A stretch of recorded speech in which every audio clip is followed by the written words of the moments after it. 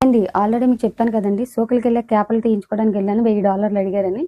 $1000 అడిగారు కదని చెప్పి ఇంక వచ్చేసాను కదా. వచ్చిన తర్వాత నా బాధ భరించలేక మా మేడము ఏదో రకంగా ఎక్కడో కనిపెట్టి ఒక $500 దగ్గర అయినట్టు నా క్యాప్ తీయించిందండి. చూసారు కదా, ఇదిగోండి మొత్తానికి నా పన్ను పీకించేసిందండి.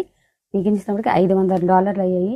ఈ డాలర్లు $500 పన్ను పీకించిందే కాకుండా దానికి మనం తినవలసిన ఏంటనేది చల్ల చల్ల పదార్థాలు కూడా పాపం ఫ్రిడ్జ్లో తెచ్చిపెట్టారండి. ఒక ఐస్ క్రీమ్ బాక్స్, అది మాత్రమే కాకుండా కూల్ డ్రింక్స్, అది మాత్రమే కాకుండా చూసారు కదా ఐస్ గడ్డ అండి. ఐస్ గడ్డ సింగపూర్లో మా సార్ అడిగారు, దీన్ని సిపప్ అంటారు, సిపప్ తింటావక్క అంటే, ఐస్ గడ్డ అంటే చిన్ననాటి తీపి జ్ఞాపకాలన్నీ గుర్తుకొచ్చాయి కాబట్టి ఆ సార్ తింటానన్నాను. సరే అని తెచ్చారు. ఎంతైనా మన ఊరు ఐస్ గడ్డలేదండి. ఈ ఐస్ గడ్డ అయితే నాకైతే పెద్దగా రుచిగా అనిపించలేదు. కానీ తప్పదు, ఎందుకంటే ఈ పళ్ళు పీకిన వాళ్ళు మాత్రం ఇలాంటి చల్లట పదార్థాలు తినాలని చెప్పి మొత్తానికి మా సార్ తెచ్చారు కదని చెప్పి ఏదో రకంగా తినడం మొదలు పెట్టాను. కానీ మీరు మాత్రం సింగపూర్లో